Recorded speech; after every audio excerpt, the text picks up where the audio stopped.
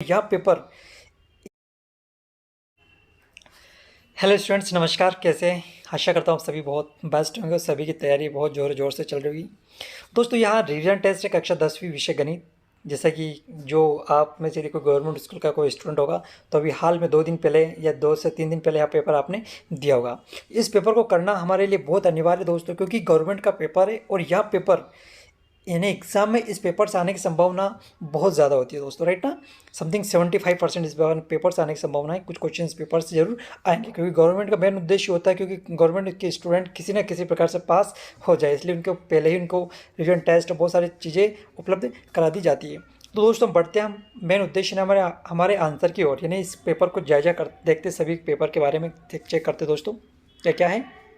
तो देखिए, सबसे पहला प्रश्न इसका है सभी ये अब निर्देश, जो निर्देश इसमें वही निर्देश दोस्तों आपका मेन पेपर होगा, जो उसमें भी यही निर्देश रहेंगे। तो पहला विकल्प देख पढ़ते हम सीधा।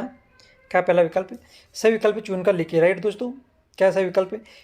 पहला है 3 के प्रथम, क्या पहला 3 के प्रथम 5 गुंजों का योग है। 3 के प्रथम 5 गुणज। अच्छा, 3 के प्रथम 5 गुणज का मतलब क्या दोस्तों? जैसे 3 का फाड़ा 5 और बोल लो, 3 एकम 3, 3 दूनी 6, 3 तीन 3 जोड़ा 3 5 15, इन सभी को जोड़ो। 3 6 9 12 और 15, इन सभी को जोड़ोगे क्या आंसर आएगा? 45, यानी 45 इसका आंसर बिल्कुल सही है। सेकंड विकल्प है दोस्तों, शून्यांक -2 और 5 वाले बहुपदों की संख्या है। अब दोस्तों क्या है? -2 और 5 दो शून्यांक किसी भी बहुपद के क्या है? दो शून्यांक यानी द्विघात बहुपद है। कितना है? द्विघात बहुपद है और त्रिपद है, बहुपद है। पर उसने यदि क्वेश्चन ये पूछता कि शून्यांक -2 और 5 वाले बहुपदों में पदों की संख्या है, तो पदों की संख्या दोस्तों 3 हो जाती, मगर बहुपदों की संख्या तो बहुपद दोस्तों एक ही होगा, यानी फर्स्ट आंसर ही सही है। राइट दोस्तों। सेकंड की ओर, सेकंड विकल्प थर्ड की ओर देखते हैं। त्रिभुज ABC और DEF में कौन बी या से greater than B, sorry greater than B equal greater than E, greater than F equal greater than C, A B बराबर 3DE। तो ये क्या है? सर्वांगसम त्रिभुज समरूप नहीं है, नहीं गलत, ओनली बा ऑप्शन है इसका समरूप, परंतु सर्वांगसम समरूप तो है, परंतु क्योंकि बराबर है, बड़ी छोटी से कोई मतलब नहीं होता। समरूप परंतु सर्वांगसम नहीं। सर्वांगसम क्या? दोनों ने जो भुजा पहले वाले त्रिभुज की जितनी बड़ी है उतनी बड़ी, यदि सेकंड वाले त्रिभुज की दोनों भुजाएं इक्वल होती है तो सर्वांगसम भी हो जाता है। मगर अब ये क्या है? समरूप तो है परंतु सर्वांगसम नहीं है, बा ऑप्शन सही है। चौथा दोस्तों क्या है? समीकरण x² + 1 का whole square minus x² power 4। अब दोस्तों क्या ये x घात 2 +1 पावर, इसका यदि आप होल स्क्वायर करोगे तो x घात कितना? 4 आ जाएगा। x घात कितना आएगा? 4। तो दोस्तों यदि किसी भी बहुपद में उसकी अधिकतम घात देखी जाती है, x की अधिकतम घात देखी जाती है, इसमें दोस्तों x की अधिकतम घात कितनी हो जाएगी? 4 हो जाएगी, क्योंकि इसको x² + 1 की घात 2 है। इसका होल स्क्वायर हम खोलेंगे a² + b² + 2ab के रूप में, तो हमारा क्या आएगा? x⁴ हो जाएगा। इसलिए इसके 4 वास्तविक मूल है। राइट दोस्तों, तो आंसर बिल्कुल सही है। पांचवा दोस्तों, यदि रैखिक समीकरणों को कोई युग्म संगत है, का युग्म संगत है, तो इसके आलेख की रेखा होगी। अब दोस्तों क्या युग्म संगत है? यानी जिसके हल हो। संगत का मतलब क्या है? जिसके हल हो, और असंगत का मतलब क्या है? जिसके कोई भी हल ना हो। जिस प्रकार हम देखे थे दोस्तों कि प्रतिच्छेदी रेखा है, इसके कितने एक मतलब इस प्रतिच्छेदी रेखा है, मतलब एक बिंदु पर काट रही है, यानी संगत है। अब प्रतिच्छेदी बात कोई हल नहीं, यानी इसकी दोनों रेखा क्या समांतर होती है, समांतर होने ने इसमें एक भी बिंदु पर प्रतिच्छेद नहीं करती, इसलिए यह संगत हो गया दोस्तों, राइट ना। अब अनंत आने कल इसमें हर हर एक रेखा क्या संपाती होती है, एक के ऊपर एक होती है, यानी ये क्या हमेशा एक दूसरे को अनंत तक प्रतिच्छेद करता है। ये इसके मूल भी क्या होगा? संगत। इसका ऑप्शन कौन सा आएगा? सा, मतलब प्रतिच्छेदी या संपाति, दोनों आंसर इसका बिल्कुल सही है। Next option right. रिक्त स्थान की पूर्ति कीजिए। √2 क्या है? परिमेय संख्या। परिमेय हमने जाना परिमेय संख्या क्या होती है? जिसके अंदर रूट से हम, जैसे √2 करनी है, रूट को करने 2 को हम करने से बाहर निकाल सकते हैं क्या? नहीं निकाल सकते। यदि करने से बाहर निकाल सकते हैं तो परिमेय संख्या हो जाती है। पर √2 यानी किसी भी संख्या के ऊपर यदि करने लगी है मगर उसको हम बाहर नहीं निकाल सकते हैं तो वो क्या होती है? अपरिमेय संख्या होती है। तो √2 क्या है? अपरिमेय संख्या है। किन्हीं दो संख्याओं के लिए एलसीएम इंटू एचसीएफ, यानी दो एलसीएम इंटू एचसीएफ, हमने एक फॉर्मूला पढ़ा होगा कि दो संख्याओं का गुणनफल बराबर होता है एलसीएम इंटू एचसीएफ। उसने उल्टा कर दिया कि एलसीएम इंटू एचसीएफ बराबर पहली संख्या इंटू दूसरी संख्या। तीसरा है सभी वर्ग क्या होते हैं? समरूप होते हैं, बिल्कुल सही है। मगर सर्वांग सम नहीं होते, ऐसा जरूरी नहीं है, राइट ना। सभी, अभी इससे पहले हमने एक विकल्प भी पढ़ा था, तो सभी वर्ग के समरूप होते हैं। चौथा है, एक द्विघात समीकरण में बहुपद के अधिक से अधिक दो शून्यंक होते हैं, क्योंकि द्विघात बहुपद है, द्विघात जिसकी घात अधिकतम घात दो होती है उसे द्विघात बहुपद होते हैं, यानी उसके दो शून्यंक होंगे। त्रिघात बहुपद के दोस्तों तीन, उसकी अधिकतम घात तीन होती है, यानी उसके तीन शून्यंक होंगे। चतुर्घात बहुपद के दोस्तों उसकी अधिकतम घात चार होती है, तो उसके चार शून्यंक होंगे। जितनी घात होती है एक्स की उतने ही उसके शून्यंक होते हैं। तो द्विघात से समझ में आ रहा है, जो इस एक्स की दो घात होगी इसलिए इसके दो शून्यंक होंगे, राइट दोस्तों।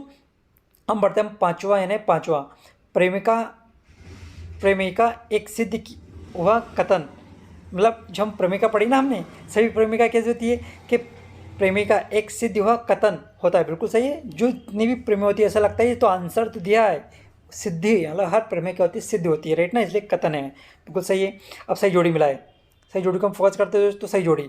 यूक्लिड विभाजन, यूक्लिड विभाजन क्या है, यूक्लिड हम बोलते हैं ना, यूक्लिड विभाजन प्रमेय को हम एल्गोरिथम प्रमेय भी कहते हैं। तो ये कहाँ आएगा, यूक्लिड कब कहाँ लगेगा, ठीक एल्गोरिथम पे लगेगा, कहाँ लगेगा, एल्गोरिथम पर, राइट दोस्तों। नेक्स्ट हमारा मूल बिंदु क्या है, मूल बिंदु क्या होता है, जीरो जीरो होते हैं किसी भी चीज़ के। अल्फा प्लस बीटा मूलों का योगफल होता है, इसका मान क्या होता है, माइनस के बी अपॉन ए होता है, राइट दोस्तों। एक्स की पावर तीन, यानी इसके अभी इससे पहले मैं समझा रहा था आपको, एक्स की पावर तीन यानी क्या, त्रिघात बहुपद है, क्या है, त्रिघात बहुपद है। अब सी बराबर डी क्यू प्लस आर या फिर ए बराबर बी क्यू प्लस आर, कुछ भी हो सकता है। ये क्या होती है, यूक्लिड विभाजन प्रमेय होती है। इसका मान आर का मान, जो आर का मान होता है वो जीरो से बड़ा होता है और इक्वल भी होता है, और डी से छोटा, यानी डी से छोटा होता है, बिल्कुल सही है। सत्यासत्य पे पहुंच जाते दोस्तों हम, क्या है, ना सोचा कभी ये वक्त आएगा, इलाज के लिए इंसान तरस जाएगा।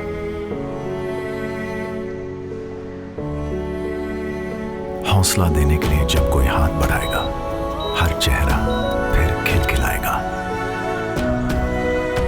ना सोचा कभी ये वक्त आएगा, बेबस इंसान इतना हो जाएगा।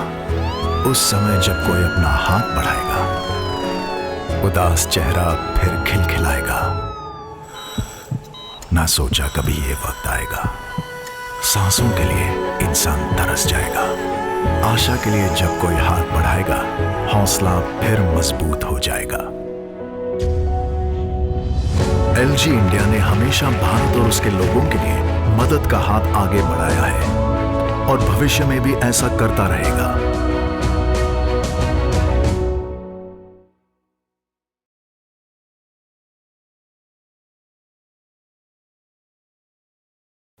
Proud of you. तीन आसान शब्द, पर सुयश को बड़े कंफ्यूजिंग लगे।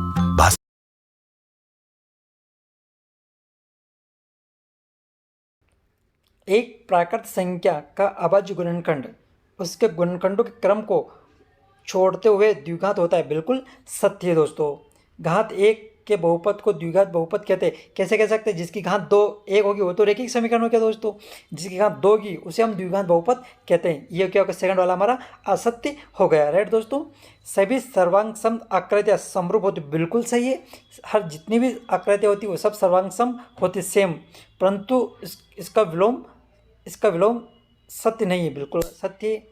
ये क्या है, ये भी सत्य होगा। ये ऐसा जरूरी नहीं कि मतलब सर्वांग वो समरूप होगी, राइट ना, क्योंकि देखो सभी इस विकल्प तीसरा ऑब्जेक्टिव को एक बार फोकस कीजिए।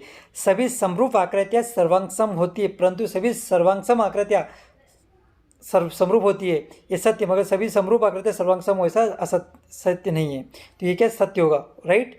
चौथा, एक द्विघात समीकरण x square plus b x plus c बराबर जीरो में दो भिन्न वास्तविक मूल होते हैं, दो भिन्न वास्तविक मूल होते हैं, बिल्कुल सही है। यदि बी बराबर बी स्क्वायर माइनस फोर ए सी लेस देन जीरो हो, तो यहाँ दोस्तों गलत है, बिल्कुल गलत है। यदि बी स्क्वायर माइनस फोर ए सी का मान ग्रेटर देन होना चाहिए हमेशा जीरो से, इसका मान जीरो से बड़ा होगा तो ही द्विघात बहुपद। ये चौथा ऑब्जेक्टिव भी गलत है हमारा, इसमें टिक नहीं लग रहा, ओके। जिस बच्चे ने किया उसने क्या सत्य कर दे इसको, मगर यह भी क्या असत्य होगा। क्यों होगा असत्य, क्योंकि दोस्तों हमेशा डी का मान जीरो से बड़ा होता है यदि मूल उसके वास्तविक होंगे तो, राइट ना। तो बी स्क्वायर माइनस फोर ए सी बराबर जीरो के मान, इसका मान जीरो से बड़ा ही होना चाहिए, मगर इसमें क्या लिखा, जीरो से छोटा लिख दिया, मतलब मुँह किसकी तरफ किया, जीरो की तरफ कर दिया। मुँह खुल रहा है ना जीरो की तरफ, ये मुँह बी स्क्वायर माइनस फोर ए सी की तरफ खुलता, तो तो ये बात सत्य होती। अब ये क्या हो गया, असत्य हो गया, चौथा ऑब्जेक्टिव आपका। ओके, पांचवा क्या है, A1/A2 बराबर नहीं है B1/B2, इस स्थिति में रैखिक समीकरण युग्म संगत है। बिल्कुल सत्य है, बच्चे ने गलत कर दिया, इसको असत्य बना रखा, ये भी क्या सत्य है। ओके, कि A1/A2 बराबर नहीं है B1/B2, इस स्थिति में रैखिक समीकरण युग्म क्या संगत है, एक